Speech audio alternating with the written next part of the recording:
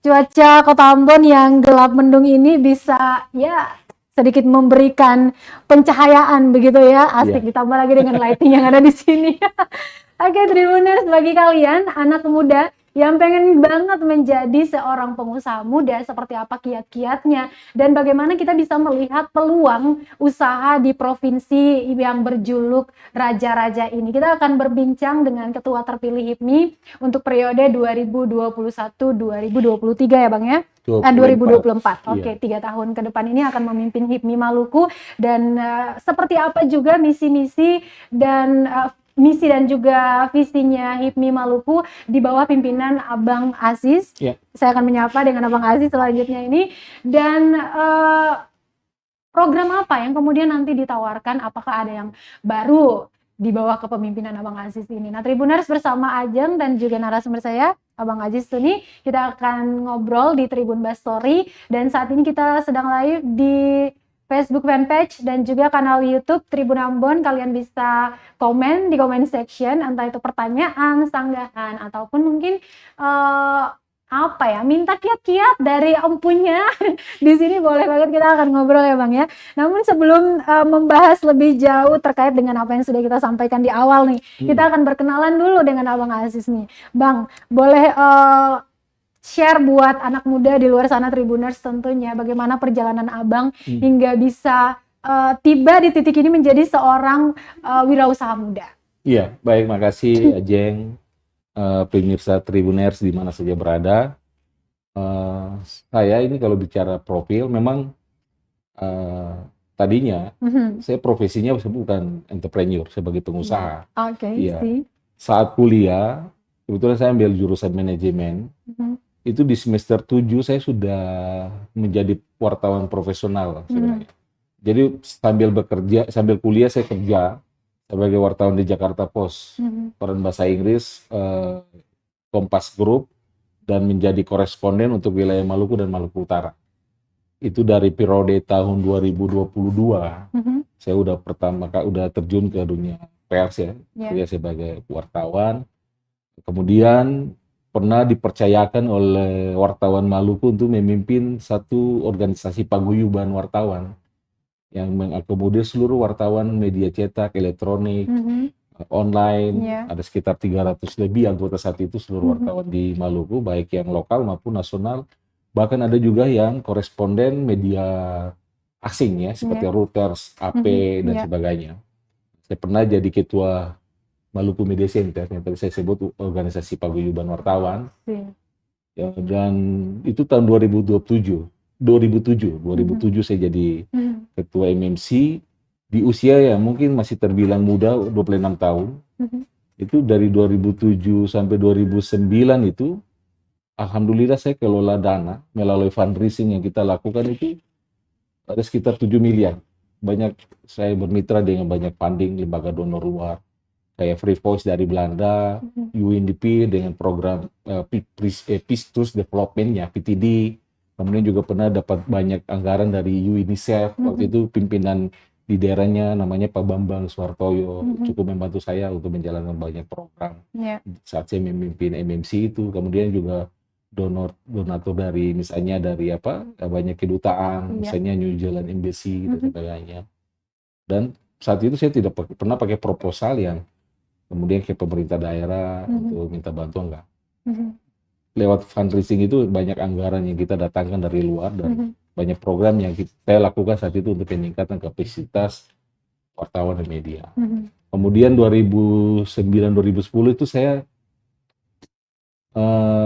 coba peruntungan, coba ikut fit and proper test untuk menjadi komisioner Komisi Lembaga Penyiaran Indonesia Daerah atau KPD, Lembaga Independen Negara ya. Kemudian terpilih, periode pertama saya menjadi wakil ketua, kemudian periode kedua saya terpilih menjadi ketua KPD. 2013 sampai 2016 saya sebagai ketua. 2017, ini saya cerita singkat-singkat aja. 2017, 2016, 2017.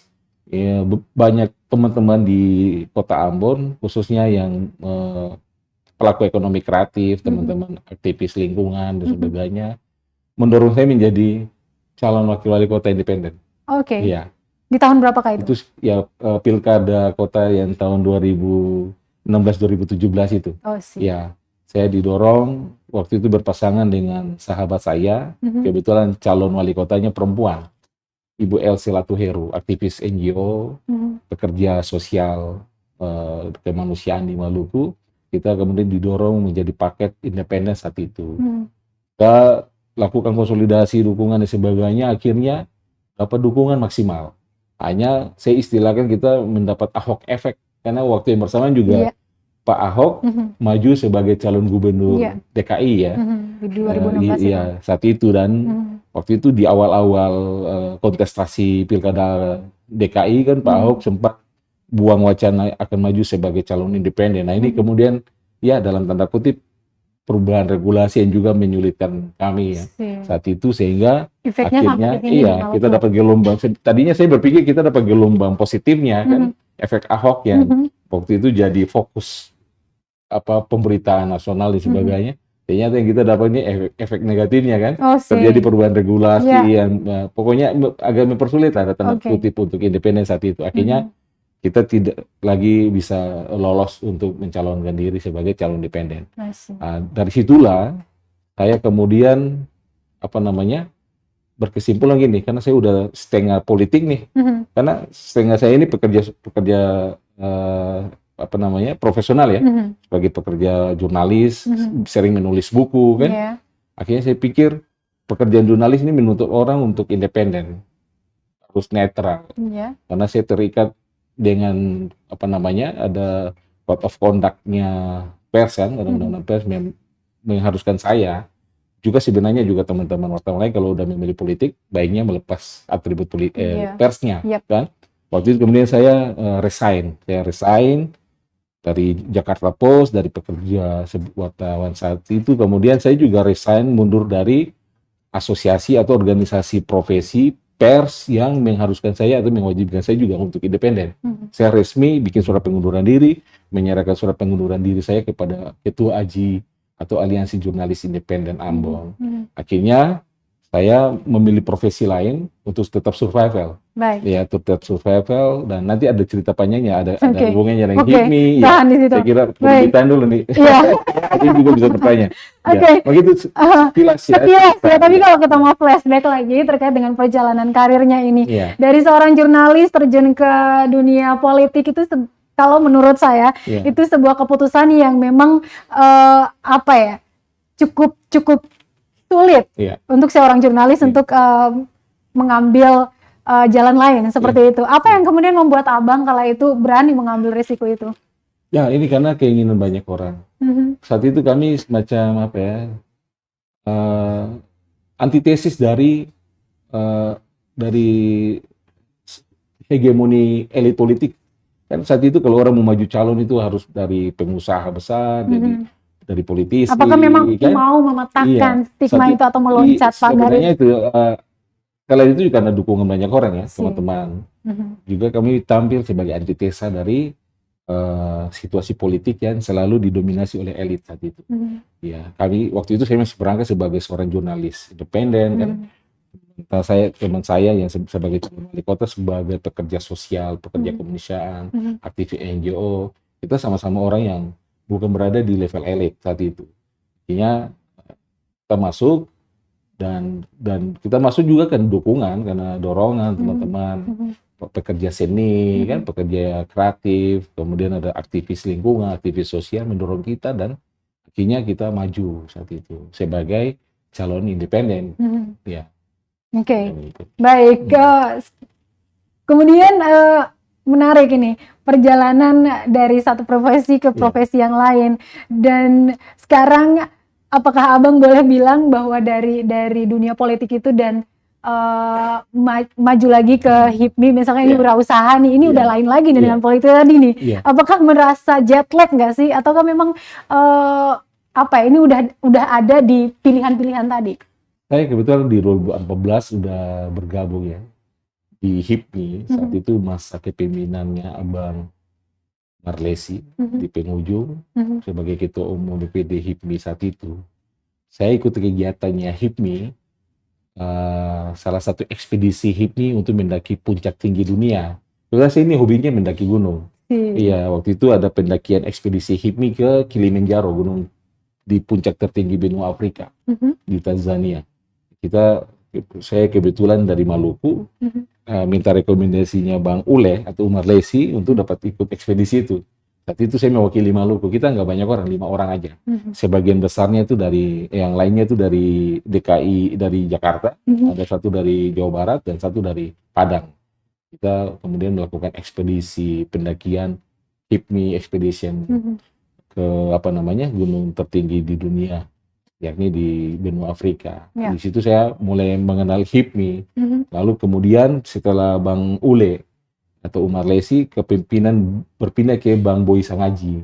Saya juga masuk menjadi bagian kepengurusan di zaman Bang Boy. Dari HIPMI sebenarnya saya udah mulai mengenal, oh ternyata wira swasta ini juga asik nih, kan?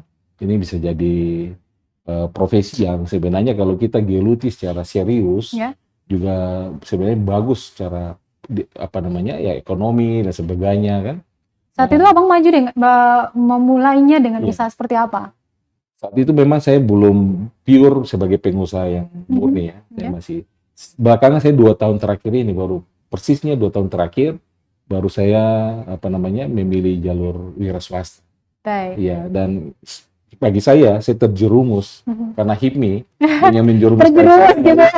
Masuk ke dunia wira swasta dan sebagai entrepreneur. Kenapa ini kemudian disebutkan bahwa sebenarnya ini terjerumus seperti ada yang dorong gitu ya? Kayaknya secara eksternal ya. Secara eksternal. Karena saya dulu pekerja profesional.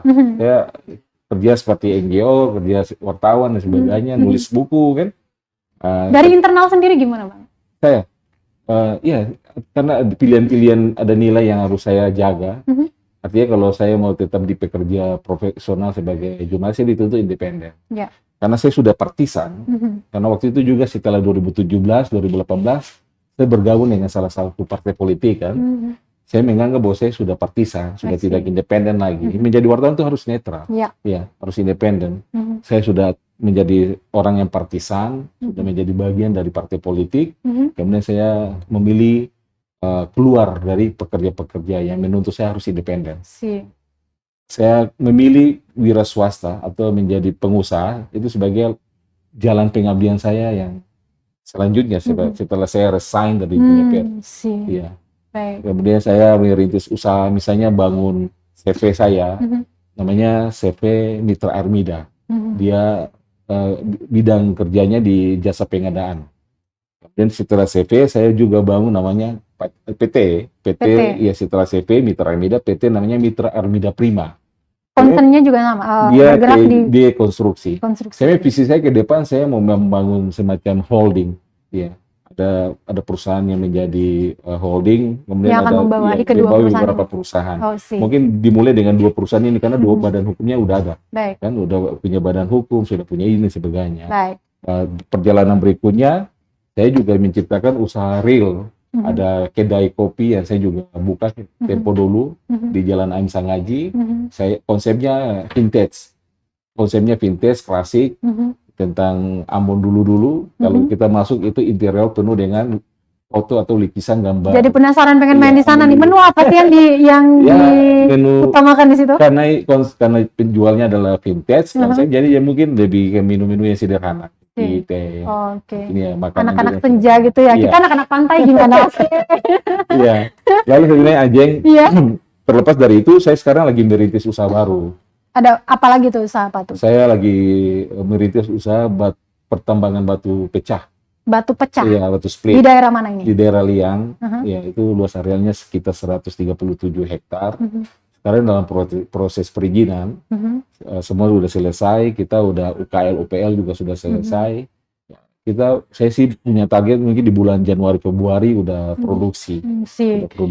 Baik, dari membangun kurang lebih 2 tahun belakangan ya, membangun usaha dan berkecimpung bersama dengan HIPMI Provinsi Maluku ini, selain cuan-cuan yang dikejar itu. Apalagi sih sebenarnya yang abang pengen taruh di situ? Ya, artinya sebenarnya HIPMI ini bagi saya sangat menarik. HIPMI membentuk saya untuk menjadi pengusaha. ya HIPMI yang kemudian membuka mata saya untuk melihat ternyata banyak sekali peluang untuk membangun usaha di daerah. Kita punya koneksi yang luar biasa. Ada HIPMI interconnection, saya istilahkan gitu. Misalnya kita punya menteri ada 4 orang hari ini. Bang Balil Lahadalia, Menteri Investasi dan Kepala BKPM, kemudian ada Menteri, itu mantan Ketua Umum HIPMI, kemudian mantan Ketua Umumnya HIPMI yang lain itu Bang Sandiaga Uno, itu Menteri Pariwisata. Kemudian Bang Muhammad Lutfi itu juga mantan Ketua Umum juga, sekarang Menteri Perdagangan. Berarti banyak pejabat di negara kita ini yang lahirnya juga dari HIPMI gitu. Kemudian Bang Erick Thohir juga pernah menjadi salah satu ketua bidang di BPP HIPMI. Presiden kita Pak Jokowi itu mantan Ketua HIPMI Solo. Ketua MPR kita Bambang Susatyo itu mantan HIPMI, salah satu ketua bidang juga. Kemudian Pak Lanyala, Ketua DPD RI juga itu orang HIPMI, iya. Jadi sebenarnya kenapa jaringan-jaringan ini menjadi penting bagi HIPMI? Saya kira penting sekali karena kemudian kita membangun relasi untuk misalnya akses dan sebagainya. Kita butuh akses, kan? Kemudian butuh jaringan untuk mengembangkan skala usaha dan sebagainya. Itu kalau berbicara sudah di level makro ya. Ya, saya kira ke depan perlu ada obsesi dari semua anak muda Maluku atau anak-anak di daerah mana saja, kita menjadi pengusaha daerah, tapi punya visi untuk menjadi pengusaha nasional.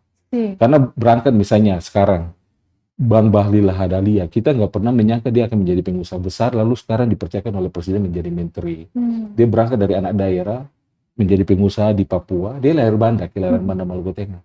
Kemudian merintis usaha di Papua, sekarang jadi menteri, jadi pengusaha besar.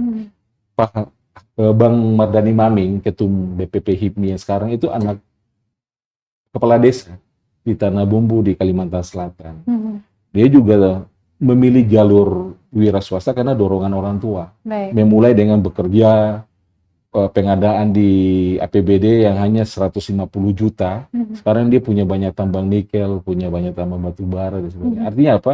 Artinya itu menjadi inspirasi buat kita di daerah bahwa walaupun kita ada di daerah, tapi kita harus punya visi besar seperti mereka, karena ini mereka memberikan contoh yang positif kan. Dan saya yakin teman-teman di daerah juga harus punya mimpi yang sama. Dan kenapa kita memilih jalur entrepreneur? Karena memang lapangan pekerjaan formal menjadi ASN itu sangat terbatas.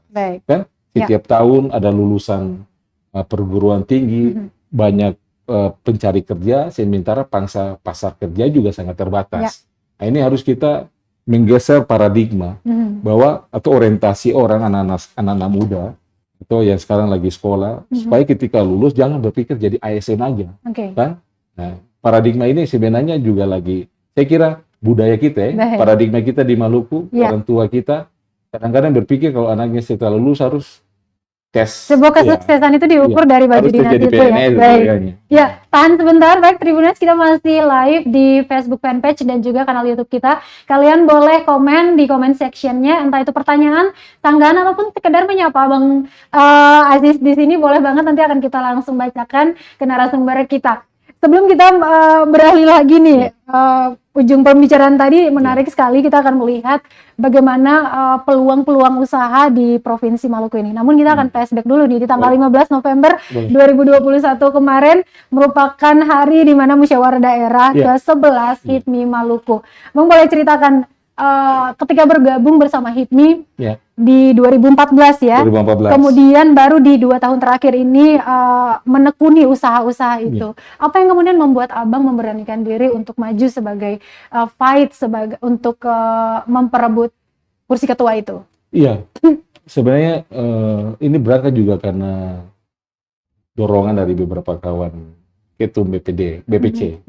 Ada teman, misalnya ketua Ambon yang menjadi ketua tim saya, Bung Yeremia Padang. Itu luar biasa, dia sangat mempengaruhi saya untuk mengambil keputusan maju dan tidak. Kemudian ada Ketum Aru, sekarang udah mantan ketua umum, Fajar. Dan ada Buyung Lana misalnya di ketua Tual. Bang Boy Sangaji yang sekarang dipercayakan oleh ketua pusat BPP sebagai WKU, wakil ketua umum BPP pusat, mantan ketua umum BPD Maluku. Orang-orang ini juga memberikan semacam spirit untuk saya harus menyiapkan diri dan maju. dalam kontestasi ini. Nah, mereka juga menaruh harapan ke saya. Dan saya berpikir ya memang mungkin udah waktunya, karena kita di HIPMI punya aturan di pedoman organisasi HIPMI, itu batas pengabdian kita di HIPMI tidak boleh di usia 41. Ya. Nah, sekarang kalau kurang misalnya, dari 41. Iya, 40, ya, kurang dari 41. Sebelum 41 tahun. Saya saat ini, kalau misalnya tidak berkontestasi, akhirnya kesempatan untuk maju bertarung di arena Musda sudah tidak ada lagi kesempatannya. Misalnya di Musda 12 nanti ya. Kesempatan saya ini terakhir. Lalu saya menjadikan ini sebagai ladang pengabdian saya, membuktikan bahwa saya mampu untuk membawa HIPMI ini menjadi lebih besar lagi ke depan. Dan saya berharap yang tadinya kita berbeda dukungan, berbeda pendapat, saya dengan saudara saya Bodi Luhu kemarin kan kebetulan menjadi dua kandidat terkuat untuk mendapatkan kursi ini, dan akhirnya Abang yang keluar sebagai ketua. Benar. Baik. Kita kemarin bertarung, proses dinamikanya juga cukup tinggi. Hanya memang di HIPMI ada punya tradisi baik, yakni mengedepankan musyawarah untuk mufakat. Bertanding untuk bersanding, itu yang menjadi tagline HIPMI. Dan inilah bagaimana cara HIPMI menyelesaikan musyawarahnya secara kekeluargaan. Dan perlu dicatat bahwa apa yang dilakukan di Musda kemarin, penyelesaian secara mufakat itu bukan hanya terjadi di HIPMI Maluku. Seluruh. Tidak seluruh juga. Tapi di sebagian besar proses atau dinamika Musda di Indonesia itu selalu berakhir dengan bertanding untuk bersanding. Bertanding untuk bersanding, musyawarah untuk mufakat itu yang kemudian sampai kepada keputusan akhir itu.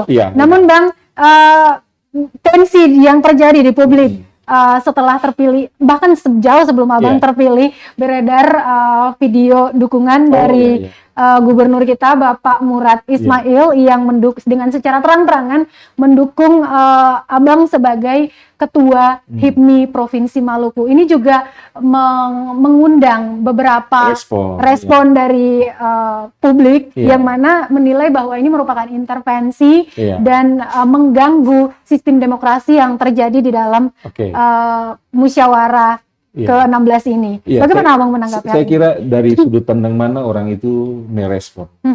Dari sudut pandang mana, dari kepentingan apa dia melihat dinamika ini. Bagi saya, dukungan dari siapapun sah-sah saja, kan? Itu bagian dari respon publik juga kepada kita yang lagi berkontestasi.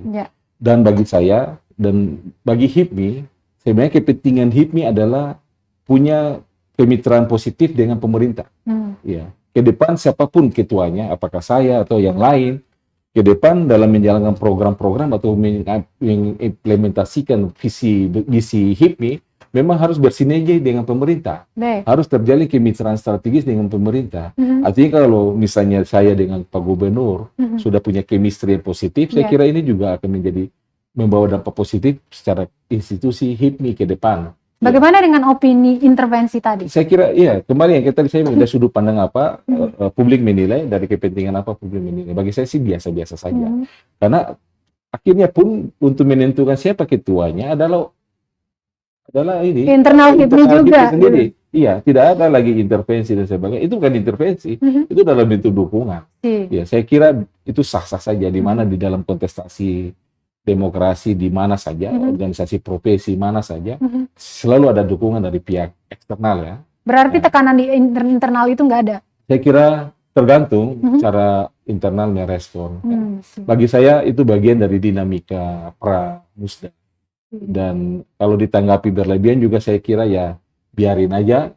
Sepanjang memang niat kita semuanya sama, yakni bagaimana bisa memajukan atau membesarkan HIPMI ke depan. Baik. Ya, Tribuners, seperti yang kalian ketahui juga telah ditetapkan Abang Asis Tuni ini sebagai ketua dan didampingi yang tadi bertanding untuk bertanding. Ada Bang Bodi juga di sana yang mendampingi sebagai sekretaris ya. Jadi memang kita ada konsensus kemudian di HIPMI seperti itu. Di HIPMI selalu kita jadi tidak akan ada lagi gerbong-gerbong. Gerbong tadi yang menjadi tagline saya. gerbong Koya Bodi yang menjadi tagline Bro Bodi. Sekarang yang ada hanyalah gerbong HIPMI Maluku. Ya, jadi memang HIPMI mengedepankan bertanding untuk bersanding karena kita berpikir begini, dua kekuatan ini punya potensi yang besar. Artinya kalau misalnya kita paksakan masuk dalam arena pertarungan dan kemudian ada yang menang dan ada yang kalah, otomatis itu ya akan ada yang pihak menjadi oposisi kan? Padahal ini sayang sekali. Berarti potensi kalah menang itu setelah 3 hari pemilihan ini udah saya kira harus cooling down, teman-teman harus cooling down. Sekarang kita berpikir bagaimana kita menjadi satu. Saya siap mengakomodir potensi yang dimiliki oleh Bro Bodi dengan kawan-kawan pendukungnya. Mari kita sama-sama menjadi satu gerbong, yakni HIPMI Maluku. Mari kita sama-sama memajukan organisasi ini sebagai kawah candra di muka yang mencetak para pengusaha muda handal dari pengusaha daerah yang mudah-mudahan juga bisa mencetak pengusaha nasional ke depan. Saya kira ini menjadi tanggung jawab bersama. Saya juga membutuhkan dukungan dari semua pihak, stakeholder, baik di HIPMI sendiri, kekuatan Bro Bodi. Mari kita satukan kekuatan ini, mari kita maju sama-sama dan kita majukan HIPMI. Baik, ya Bang. Untuk masa kepemimpinan kurang lebih 3 tahun ke depan. 3 tahun ke depan ini apakah dari Abang Aziz sendiri dan juga Abang Bodi sudah menerawang nih, kira-kira apa yang akan dicapai? Ya, saya kira banyak kita akan bersinergi. Saya sendiri punya visi, misi, dan saya juga akan mencoba mengkolaborasikan dan menjadi visi misi Bro Bodi sendiri. Yang pasti kita akan mengedepankan segmen pemuda. Kita akan misalnya HIPMI Go to Campus, kita akan mengaktifkan kembali misalnya HIPMI perguruan tinggi untuk bagaimana bisa menginfluencer bisa mengajak para mahasiswa, adik-adik kita yang masih di perguruan tinggi untuk bagaimana bisa punya wawasan kewirausahaan. Kemudian juga mungkin kita masuk ke sekolah-sekolah, membangun paradigma baru, menyiapkan mereka untuk ke depan orientasi mereka juga sebisa mungkin tidak melulu harus masuk ke pemerintahan misalnya. Karena itu ruang yang sangat terbatas untuk dimasuki sebagai tujuan adik-adik kita untuk mencari pekerjaan. Di profesi, saya kira profesi wira swasta juga sangat mulia. Saya kebetulan penganut Islam. Rasulullah SAW, Muhammad juga adalah pengusaha, dia pedagang. Saya kira pengusaha ini sebuah pekerjaan yang mulia. Dia menciptakan lapangan pekerjaan, dia menghidupi banyak orang dan sebagainya. Mari saya kira semua anak-anak muda Maluku, saya kira saat ini kita harus punya visi ke depan, tidak semata-mata mengejar orientasi sebagai pekerja kantoran, sebagai pekerja pemerintahan. Jadi kita ciptakan lapangan pekerjaan yang baru. Saya kira ini kembali ke masing-masing orang karena butuh keberanian. Iya. Karena banyak orang juga takut orang bilang ya pingin aman lah, tuh. Kalau kerja di kantoran kan setiap bulan sudah pasti ada gaji, kan? Kalau kerja seperti kita, ini ada risikonya juga. Kadang-kadang bisa naik. Mungkin resiko itu yang belum berani diambil oleh anak muda. Anak muda Maluku harus punya keberanian. Harus punya keberanian itu. Kadang-kadang kita juga bisa jatuh, bisa kolaps, dan kita harus siap dengan segala risiko. Ketika kita harus tahu bahwa profesi ini juga punya tantangannya, punya risikonya. Kadang kita bisa untung besar, bisa berhasil sekali. Kadang juga kita bisa menghadapi situasi ketika kita juga bisa drop, bisa jatuh. Sehingga kita butuh kesiapan sebagai pengusaha yang sukses, kemudian juga mungkin pengusaha yang ada masalah di dalam perjalanan, misalnya kita drop, kita harus bisa bangkit lagi dan bangkit lagi. Iya, ini terkait dengan paradigma nih. Apalagi HIPMI tadi boleh dikatakan itu program ya, HIPMI Goes to Campus, salah satu program. Jadi program lama. Kita mungkin ke depan juga misalnya program yang sudah dijalankan ini secara nasional, ada HIPMI PT perguruan tinggi kan? Iya, ada HIPMI PT. Saya kira tinggal kita mengaktifkan lagi kerja HIPMI PT ini harus lebih real kan? Minimal ada pelatihan-pelatihan, bahkan juga mungkin kita juga bisa siapkan modal-modal untuk bagaimana mereka bisa berlatih sebagai pengusaha. Kita lihat ke depannya seperti apa. Nah, kalau kita mau melihat yang budaya berpikirnya orang Indonesia bagian timur khususnya kami, seseorang belum sukses kalau dia belum berada di ranah-ranah tadi yang Abang sebutin, pemerintahan, perkantoran, yang swasta dan lain sebagainya. Ini untuk merubah mindset seperti ini, khususnya untuk anak muda yang harus meyakinkan ke generasi yang lebih tua, orang tua di rumah misalnya. Karena itu orientasi awal menguliakan anaknya harus melihat menggunakan baju dinas, baju seragam, dan itu bisa dikatakan sukses begitu. Padahal tolak ukur kesuksesan seseorang itu tidak melulu soal dia harus pakai baju dinas apa dan sebagainya. Mungkin ini HIPMI masuk untuk membongkar paradigma itu. Nah, itu tantangan kita. Itu salah satu tantangan. Nah, ini mungkin dari HIPMI sendiri, Abang dan juga teman-teman di HIPMI, bagaimana bisa menampilkan apakah memang ada pilihan-pilihan itu kemudian yang ditawarkan kepada anak muda, jadi tidak melulu memikirkan tentang pakai baju dinas apa, padahal bisa berwirausaha seperti itu. Makanya tantangan besar buat HIPMI ke depan, program-program strategis, program aksi kita ke depan juga sebenarnya harus lebih fokus terhadap persoalan ini. Artinya para pelaku UMKM, pengusaha pemula, anak-anak muda yang mungkin belum memilih jalur hidupnya harus memilih mana kan, ini harus kita siapkan mereka.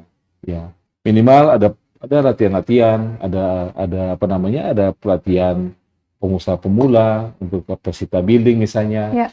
Itu yang dari mulai bicara soal pengusaha pemula pengusaha muda, pengusaha UMKM juga perlu kita misalnya meningkatkan, ada program yang untuk mengupgrade atau meningkatkan skala usahanya kan. Banyak pelaku UMKM juga di kita yang unbankable, maksudnya akses permodalan dari lembaga keuangan atau perbankan juga sulit. Nah, ini HIPMI harus hadir untuk bisa membantu memfasilitasi misalnya. Untuk misalnya kadang-kadang kan mereka berusaha tapi tidak punya NIB misalnya, nomor induk berusaha. Ini bagaimana kita bisa memfasilitasi. Kemarin kebetulan untuk... Karena itu salah satu persyaratan untuk bisa gabung di HIPMI kah? Iya, itu salah satu. Kemudian juga akses permodalan ke lembaga keuangan, perbankan juga harus punya syarat-syarat itu. Ini kan, dan ini pintu masuknya adalah PTSP, pelayanan terpadu satu pintu yang ada di setiap jenjang pemerintahan mulai dari kabupaten kota sampai provinsi. Kita akan melakukan ke depan, saya juga akan menginisiasi untuk melakukan rapat koordinasi PTSP bersama HIPMI, mungkin juga menghadirkan dari Kementerian Investasi dan Penanaman Modal. Kebetulan menterinya adalah kakak-kakak kita sendiri, mantan ketum HIPMI. Itu salah satu kunci tadi jejaring itu ya. Saya kira ini yang harus kita maksimalkan. PTSP juga memberikan kemudahan untuk para pelaku usaha UMKM ini juga bisa masuk. Mereka secara legal formil mereka diakui kan, punya legitimasi misalnya, punya NIB, punya izin perseroan, sehingga akses permodalan mereka juga gampang. Kan ada ada kredit usaha rakyat di sektor perbankan BUMN. Kalau misalnya platform anggarannya taruhlah 500 miliar itu 500 miliar di Maluku misalnya, tapi kalau tidak ada yang bisa mengakses, sebagian besarnya tidak bisa mengakses, kan juga percuma. Slot dana yang sudah disiapkan oleh negara tidak untuk bisa membantu para pelaku usaha UMKM, para pelaku usaha mikro ini untuk berkembang kan sayang sekali. Saya kira ini tugas HIPMI juga untuk hadir memfasilitasi teman-teman pelaku usaha kecil untuk bisa mengakses permodalan, dan saya siap untuk memfasilitasi itu. Itu salah satu. Kemudian yang berikut, Jeng, ke depan ini kita juga punya banyak proyek strategis nasional. Ada lumbung ikan nasional, ada pembangunan New Ambon Port dengan fish marketnya, ada pelabuhan perikanan terintegrasi, kemudian ada Blok Marcella. Bagaimana Abang melihat proyek nasional ini sebagai peluang bagi anak muda? Tadi saya bicara di level ekonomi UMKM mikro. Kemudian ini di level yang besar, yang skala besar, lumayan besar. Kita kan punya banyak pengusaha lokal juga, vendor-vendor lokal yang ke depan harus disiapkan kapasitasnya. Ketika proyek-proyek strategis nasional ini terrealisasi, misalnya rencananya Januari atau di Desember ini peletakan batu pertama New Ambon Port. Kemudian kita juga harus mendorong realisasi dari pembangunan kilang Blok Marcella di 2023 tahap konstruksi. Kita harus dorong, kita harus bantu pemerintah daerah untuk bisa merealisasikan itu. Ketika ini semua sudah berjalan, jangan sampai kita pengusaha lokal atau vendor-vendor lokal juga menjadi penonton. Itulah kenapa capacity building itu sangat diperlukan. Kemarin kebetulan, ini saya belum dilantik nih. Baru 1 hari lalu saya sempat ketemu dengan Direktur Utama Maluku Energi misalnya. Pak Musalim Tlatukosinda. Ini kan 2023 kalau sesuai schedule atau timeline, ini kan pembangunan Blok Marcella sudah masuk di tahap konstruksi nih, kan? kita punya sekitar PI 10%, ada sekitar 30 triliun yang menjadi milik daerah. Dari 10%, dari PI 10% saja 3 triliun, itu kalau dikelola oleh vendor lokal, itu saya sudah sangat membantu sekali. Saya sudah berbicara dengan pihak Maluku Energi. Ke depan pengusaha-pengusaha lokal ini perlu di-upgrade atau ditingkatkan kapasitasnya, ya, untuk menghadapi misalnya proyek strategis nasional ini berjalan. Termasuk juga akses permodalan di perbankan dan sebagainya. Ini kita harus benar-benar siap. Kita tidak bisa menunggu saat proyek strategis nasional udah start jalan baru kita mulai. Jauh hari harus sudah pasang kuda-kuda itu ya Bang ya. Kita ajak teman-teman pengusaha lokal yang mau, kan di sana subsektor untuk pekerjanya cukup banyak. Ada sipil, ada mekanikal, ada teknikal, ada macam-macam, ada suplai logistik. Terintegrasi semua. Iya, kita siapnya di mana nih? Kan? Kita kapasitasnya bikin apa? Ayo kita kerjakan rame-rame. Yang penting itu akses, kapasitas kita harus disiapkan. Betul. Sebenarnya pemerintah udah menyiapkan akses pintu masuk. Pak Gubernur juga punya visi besar adalah bagaimana pengusaha lokal tidak menjadi penonton di daerah sendiri. Dia juga harus mengambil peran-peran penting di proyek-proyek strategis nasional. Tapi kalau pengusaha lokalnya tidak siap secara kapasitas, ya akhirnya vendor-vendor nasional dari luar juga masuk dan kita hanya menjadi penonton. Jadi penonton. Ya. Lebih buruknya adalah mempersiapkan itu. Betul, lebih buruknya adalah seperti yang disampaikan oleh anggota dewan kami Provinsi Maluku beberapa waktu lalu muncul di sini. Dan jangan sampai proyek-proyek nasional, proyek besar ini, hadirnya proyek ini bukan untuk mensejahterakan rakyat, malah melarat begitu. Karena kita tidak mempersiapkan diri jauh-jauh hari untuk menyambut akan proyek-proyek ini. Iya, saya kira itu yang menjadi tantangan buat kita ya. SDM kita juga harus disiapkan. Ada pasar kerja yang terbuka luas, misalnya ketika ini semua berjalan. Kita punya tenaga kerja lokal juga harus siap, secara kapasitasnya, secara kemampuan keahliannya, kita juga harus siap kan. BLK ini ke depan juga harus aktif, misalnya menyiapkan tenaga kerja misalnya di bidang migas, kan, menyambut LIN dan sebagainya. Kita harus bersinergi. HIPMI hadir, siap hadir. Intervensi HIPMI di situ sebagai apa? Ya, saya kira dengan kedekatan kami dengan pemerintah daerah yang siap bersinergi dan berkolaborasi membangun Maluku sesuai tagline visi misi saya. Kita dari HIMI siap membantu pemerintah daerah di bawah kepemimpinan Pak Gubernur Maluku Bapak Murad Ismail untuk bagaimana bisa mewujudkan apa yang menjadi visi besar beliau. Artinya ya teman-teman pengusaha lokal harus mari saya ajak kita mari bergabung sama-sama. Ini peluang, ada opportunity besar yang harus kita maksimalkan. Jangan sampai ketika semua berjalan dan kita tidak siap, akhirnya kita menjadi penonton di daerah sendiri. Baik, ini masih berhubung nih, melanjut ini dengan salah satu komentar kita di Facebook, Bang. Saya langsung bacakan saja dari, sebenarnya sudah ada yang menyapa di kolom komentar kita. Mungkin kita akan sapa dulu, Bang. Ini lagi yang lagi nonton di Facebook fanpage kami ada dengan akun dengan nama Alha Hukul. Tabea. Kemudian Tabea berikutnya dari Aris Wizard. Halo Aris, terima kasih sudah menonton. Kemudian ada Samsang Haji bertanya di sini, Bang, bagaimana kiat-kiat HIPMI Maluku ke depannya dalam menciptakan wirausaha muda. Ini terkait dengan intervensi lagi nih, bagaimana dengan anak-anak muda di sini, menggandengnya seperti apa? Iya, saya kira ada banyak hal yang perlu dilakukan, termasuk bagaimana membangun visi anak muda. Jadi visi mereka harus kita bangun. Visi mereka harus kita arahkan untuk menjadi pengusaha muda. Kalaupun misalnya mereka sudah punya modal tapi tidak punya visi, juga sama aja. Yang pertama saya kira harus punya visi, punya mimpi ke depan. Harus punya obsesi, misalnya dia harus membangun usaha A, dia harus punya orientasi A ini menjadi berkembang besar, itu dia harus punya proyeksinya. Saya kira ini yang perlu kita tanamkan, visi besar untuk menjadi pengusaha pemula, yang mungkin kemudian akan berhasil. Saya kira ini harus kita sama-sama harus kerjakan.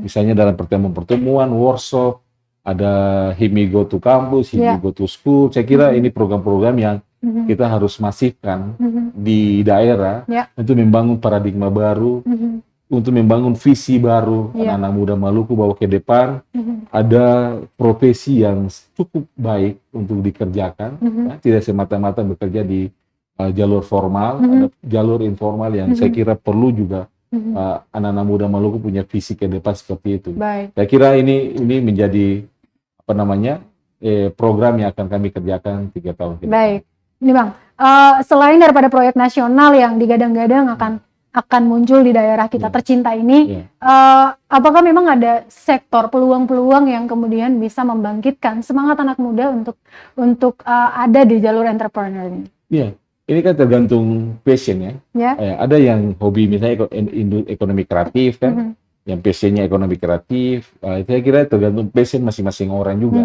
Ada yang passionnya di kuliner kan. Ada yang passionnya mungkin di misalnya jadi barista. Ya, kita harus kembalikan karena memang memulai ini harus sesuai dengan selera. Ya, harus benar-benar feel-nya harus dapat. Kayak saya seperti membangun kedai kopi juga itu karena feel saya di situ kan. Passion saya di situ kan, kebetulan. Jadi saya kira kita akan menyesuaikan dengan passion masing-masing orang sebagai gairah mereka kan, mereka enaknya di mana.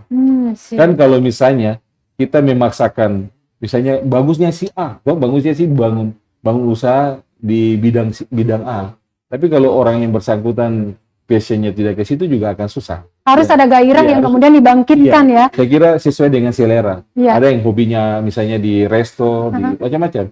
Banyak sebenarnya bisa dibuka. Kita kebetulan Ambon sendiri kan sebenarnya kota jasa, kan. Banyak sekali sekarang industri kuliner yang tumbuh, kan. Restoran, tempat ngopi dan sebagainya. Dan saya kira nggak akan mati-matinya. Ya. Semua punya pasar konsumennya masing-masing. Ada yang suka modern, misalnya konsep modern. Ada yang suka konsep minimalis. Ada yang konsep vintage. Sesuaikan aja, tergantung juga selera ownernya misalnya. Ya saya kira kebebasan. Teman-teman muda harus berangkat dari nalurinya, berangkat dari passionnya. Dia mau bikin usaha harus sesuai dengan seleranya. Dan harus berani memulai. Iya, harus berani memulai. Keberanian itu yang mungkin tidak terlalu melekat nih. Keberanian memulai ini harus di anak muda. Mungkin karena anak muda ini yang tensinya turun naik gitu ya, gairahnya kadang naik, kadang turun. Saya kira dia nggak perlu ikut saya ini terlambat. Saya memilih jalur entrepreneur di usia 37 saya baru mulai berpikir ya. Itu bagi saya cukup terlambat, tapi rumus hidup saya tidak ada kata terlambat kan.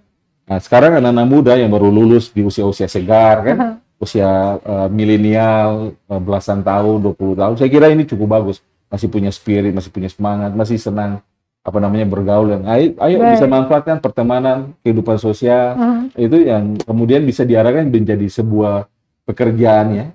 Jadi satu lagi Jeng, jangan anggap sebagai selingan. Kalau misalnya lagi bikin rumah kopi barista dan sebagainya, jangan anggap itu sebagai selingan. Itu harus benar-benar jadi fokus ya. Harus fokus gitu ya, meskipun memang selingan di antara kegiatan lain, namun tetap harus taruh fokus.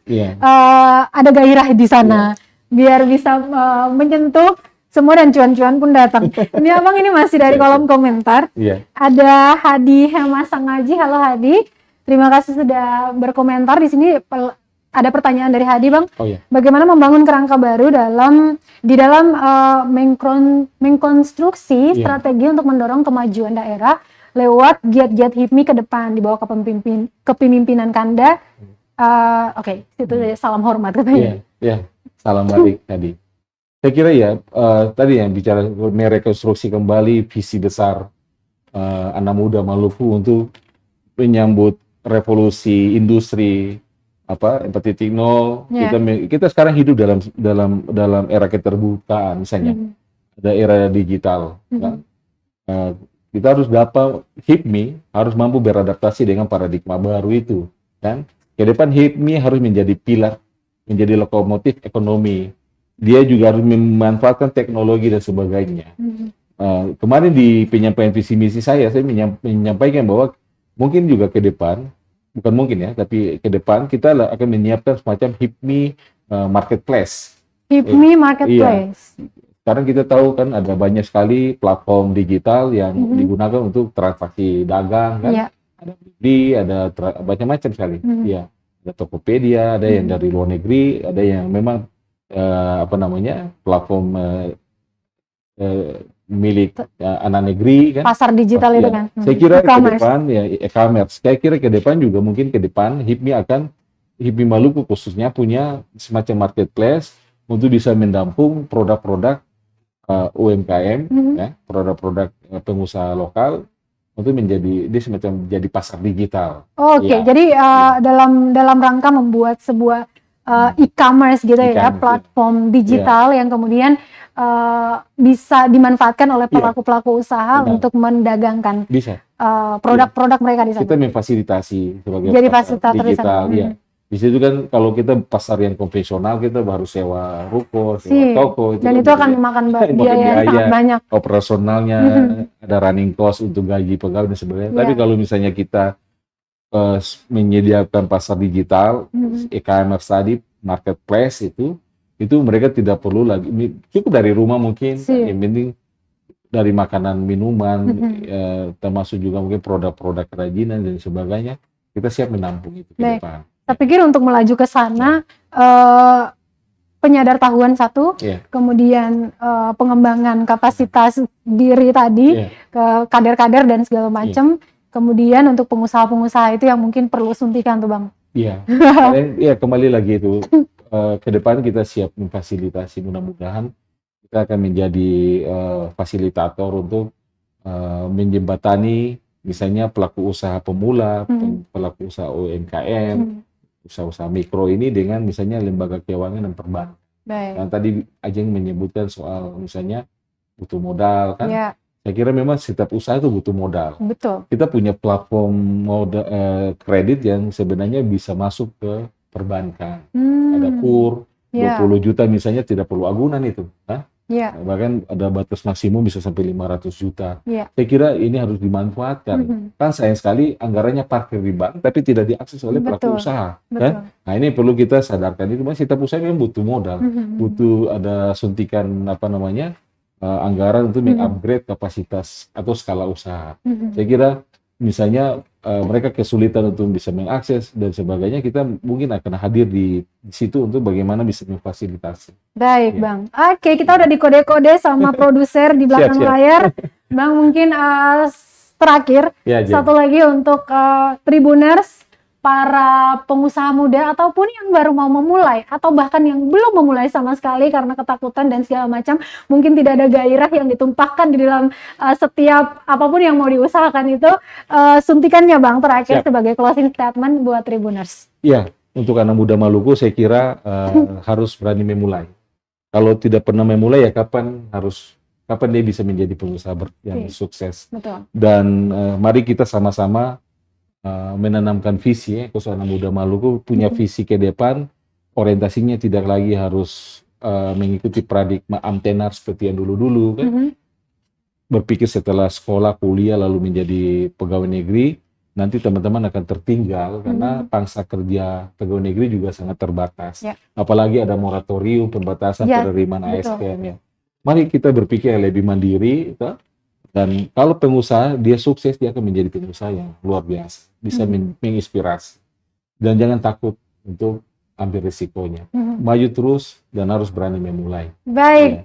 Ya, Tribuners, terima kasih sekali lagi buat narasumber saya, Bang Aziz Tuni, yang menjadi ketua terpilih HIPMI Maluku periode 2021-2024. Dan kebanyakan sudah mau hadir di Tribun Bastory. Dan Tribuners, terima kasih Ajeng. Ya, Tribuners, terakhir dari Ajeng, mungkin mulai aja dulu ya. Taruhlah cinta di setiap apapun yang kau lakukan, insya Allah berkah. Terima kasih sekali lagi, kita akan jumpa di Bastory dengan tema-tema menarik lainnya dengan narasumber kece tentunya. Dari studio tribunambon.com kami pamit dan Amato. Terima kasih sudah nonton. Jangan lupa like, subscribe, dan share ya.